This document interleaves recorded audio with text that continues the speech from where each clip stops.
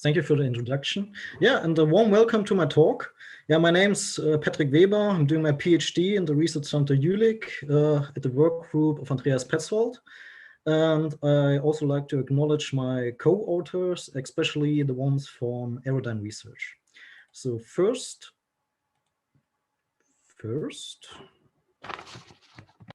okay.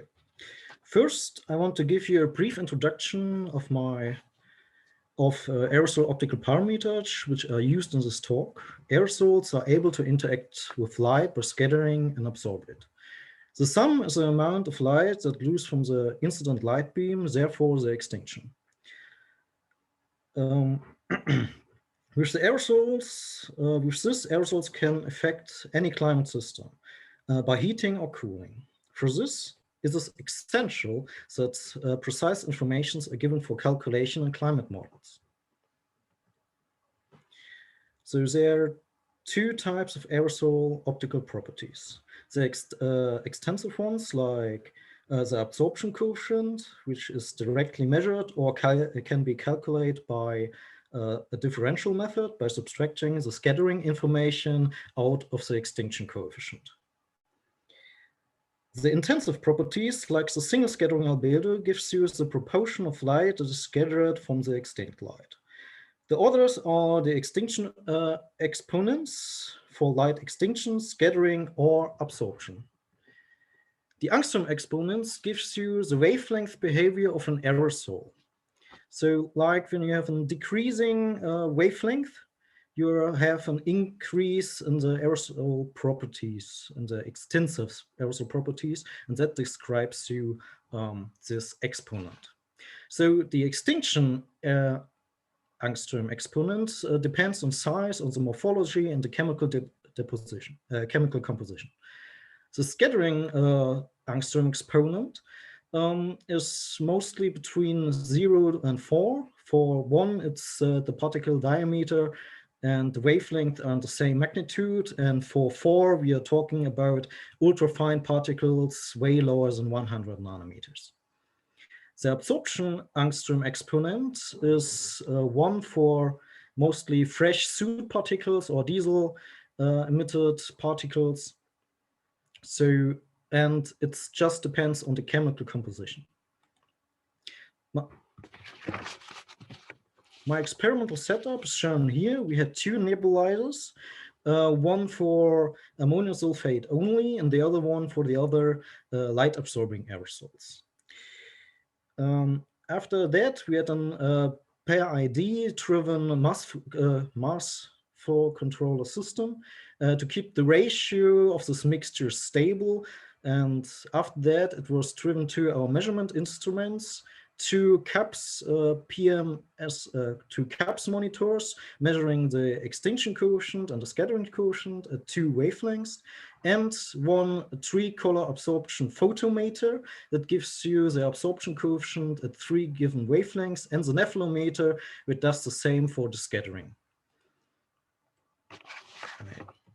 Okay. Now it came to some of the optical properties for the pure substances I used. First of all, the ammonium sulfate.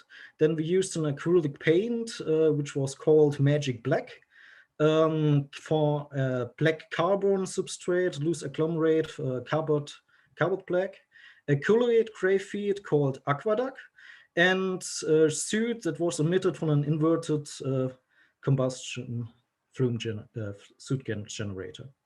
First of all, as I told you, the anticorrelation of size and the scattering angstrom exponents is clearly visible here. We have an increasing size, we have a decreasing SAE. As well, for the absorption angstrom exponents, we reach values close to 1 for very high for black carbon particles. So now we come to some difficulties for the absorption coefficient. I told you it is possible to get the absorption coefficient by the differential method, which means the absorption is extinction minus scattering. The real problem is here, even if you have a high precision, the extinction and scattering are both a really high value, and the absorption is just a very small part of it. So following these in the error propagation, you even can get a magnitude of an error just when you have very small absorption values. So as showing here, there are two given error bands, one for set a fixed extinction value of 50 inverse megameters and one for 200 inverse megameters. And for the ratio, you can see the error band gets closer for high absorption values, and for lower than 10, we reach over 100%. And each ratio of our measurement points are within these error bands.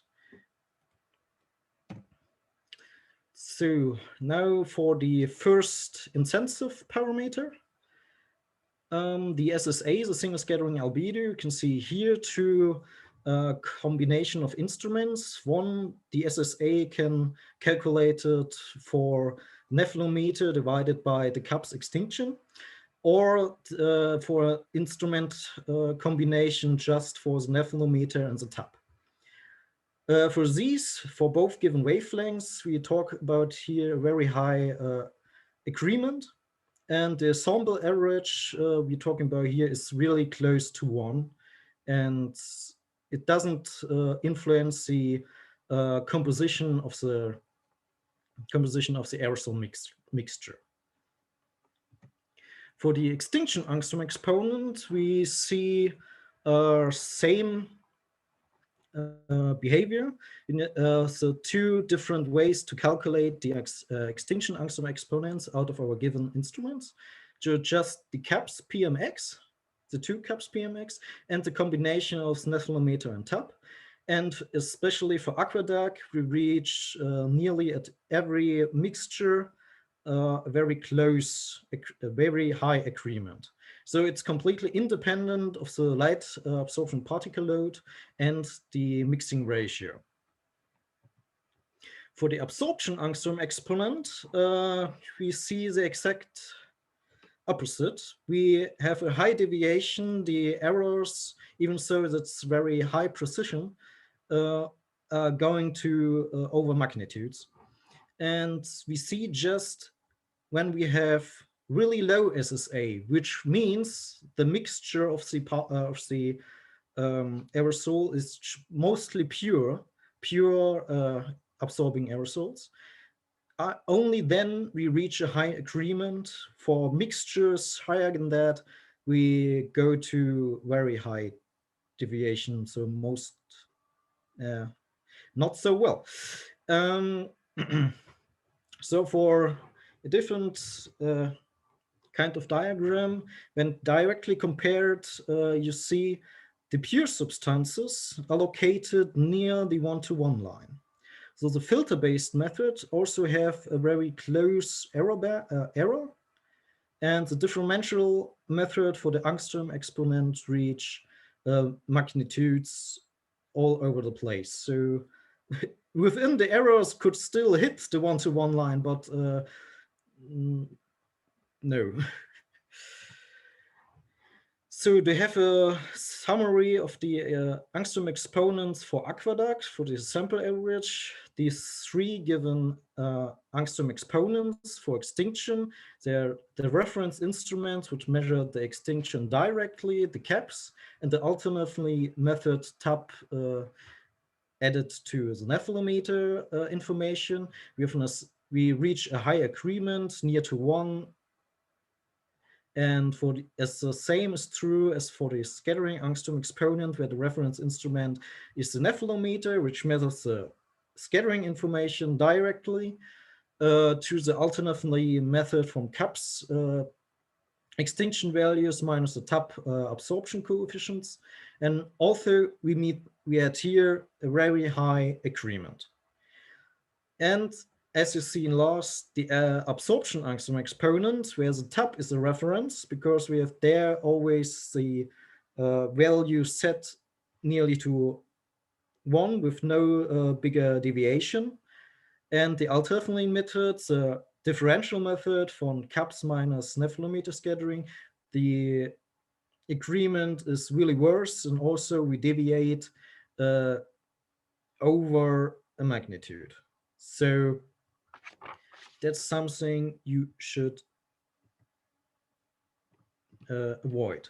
It's just for the explaining for the tab, the angstrom exponent really stays at one line, just with a small deviation, especially also not only for the aqueduct, for aqueducts most best visible, but also for the suit and for the black carbon, so carbon black and magic black, we stay at their value. For suit at 1.1, around 1.1, but for the differential method, you also can see here high error values and scatter away from the one-to-one line. So now we come to my summary. We saw a high agreement between the in situ measurements, so for the CAPS and for the nephelometer, as well for the internal scattering information from the CAPS, which was near the nephelometer information, and the filter Bayes measurements. So the extinction scattering coefficients had a high agreement. Even the absorption coefficients had a high agreement between these methods. The single scattering albedo, regardless of the instrumentation combination, had excellent agreement, regardless even not only from the instrument, regardless to the aerosol types and the mixtures, as well for the angstrom exponents for scattering and extinction. For the differential methods, the absorption angstrom exponents, there was a high error assumption and a huge spread. So there were some recommendation when using for the differential method to get the absorption angstrom exponents. So just the usage of higher values like 50 inverse megameters is recommended, should be used. And low single scattering albedos lower than 0.5. That's really rarely in the atmosphere, so mostly high polluted boundary layer air, and in laboratory studies, this should be used. With this, I thank you for listening to me, and do you have any questions? Great. Thank you so much, Patrick. Really nice talk comparing these different sources and methods. While questions come in, I've got one to start with. For the colloidal solutions that you used, do those have surfactants on them that have to be removed, or and if so, do you have any guarantee that you're getting those removed so that you're that isn't influencing the measurements?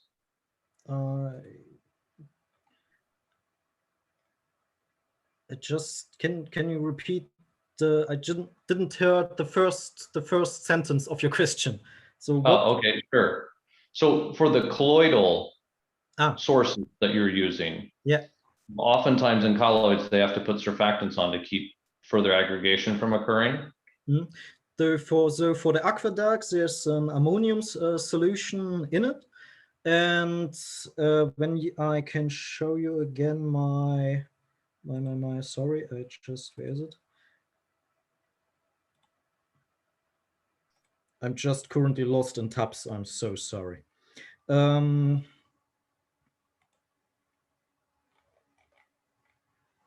Yeah. So for my for the instrumental setup, the solutions, it was so diluted then that the that was given into it had no substantial meaning, and I would say that had no influences in our wavelength. That should be totally had no influence in our measurements, because we are not in the wavelengths that absorbed for ammonium. I see. So okay, so the ammonia you don't expect to be an influence. Okay. There's a question here from Jose all along your slides, you mentioned soot in Yeah. quotes. Is it a particular type of soot, such as mature or nascent? In other words, are you distinguishing any? Yeah, the soot I mentioned was produced by an inverted flame soot generator from Argonaut's Scientific. And it was freshly emitted, so that's what I used. And mostly the what is said for the accuracy and the agreements, we had values for the soot near to the aqueduct, so also an excellent agreement, but not for the absorption angstrom experiment. Okay, then I guess there's references to earlier talks of the day that used also that same inverted flame source. Yeah, that was something I also was happy to see. So not only the only one who used it. Sure. It's a nice instrument, an easy to handle instrument sometimes. Well, I'm sure Jason appreciates that vote of confidence.